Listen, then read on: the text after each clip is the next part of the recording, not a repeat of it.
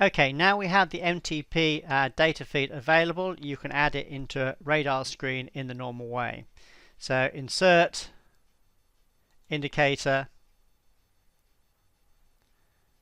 and then come down and find our MTP data RS and then move it over to your radar screen.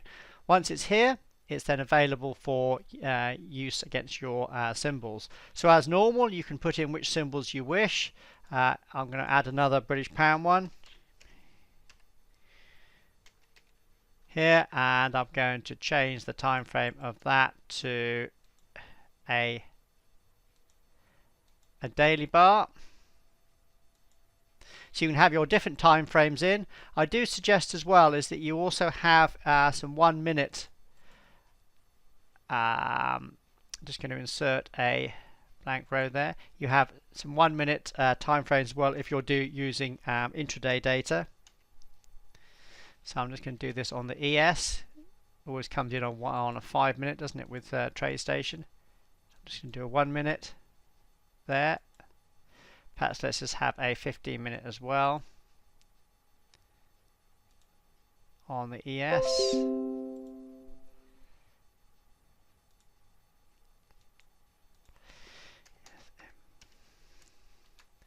Just do that for a 15 minute. The reason I'm doing this is because the different time frames are available on MTPredictor. MTPredictor is going to be intelligent, so it will then look and see what time frames are available and then build the data accordingly. Perhaps on that British pound, let's actually just change that to say a 15 minute, so it's slightly longer. They are 15 minute.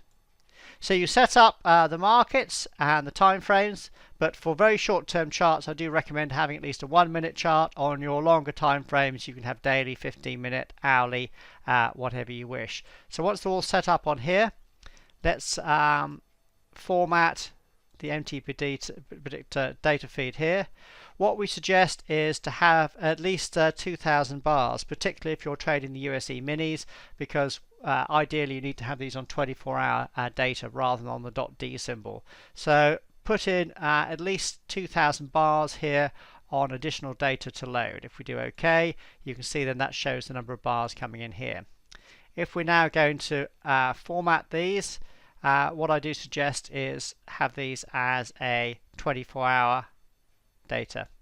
The reason being is that once you get into MTPredictor, you can then use our session times in MTPredictor to adjust that as you wish.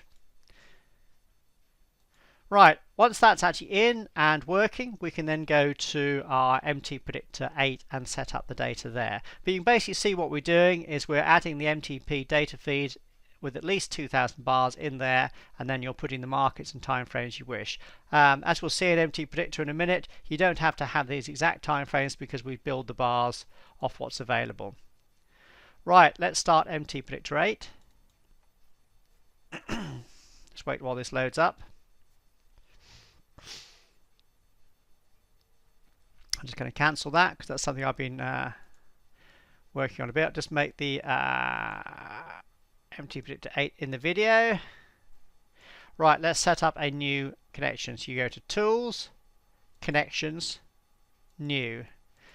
I'll call it TradeStation.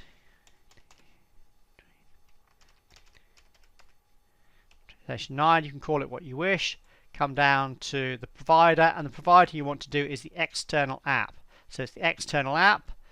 Under platform, we have the different platforms that are available at the moment. So here you come down to TradeStation, which is here. Then you do OK. You can see it's available as a new connection.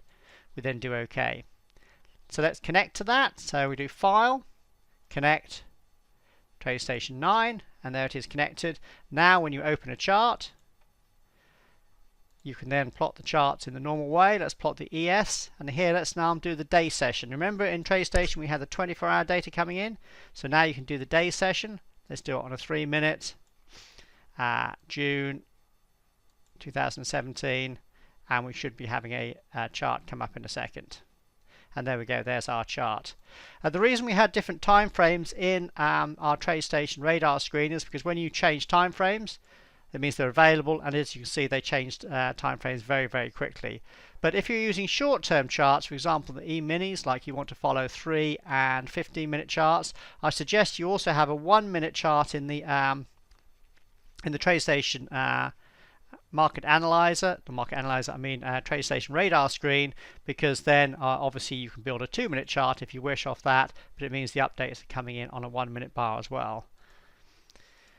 Let's just draw the British pound that we had there, because that was there available as well. I'll just do that on a daily chart, as that's one we had exported, and there you can see that's what the British pound's done today on our daily chart.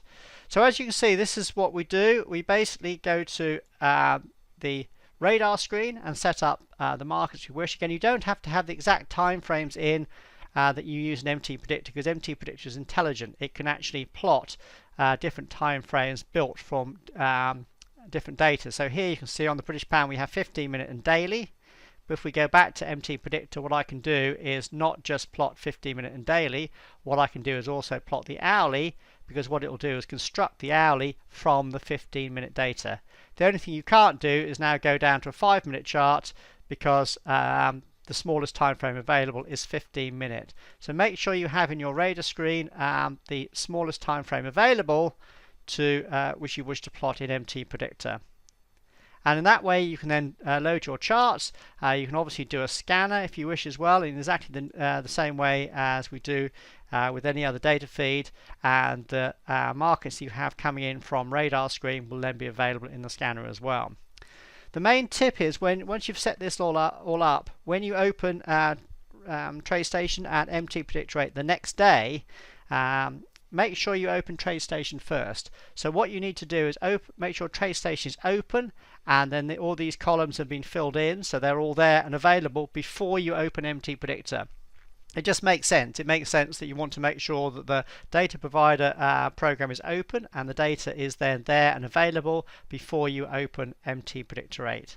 But as you can see, in this way you should be able to take data from the different markets you're following in RadarScreen and then have that available and updating within MTPredictor 8.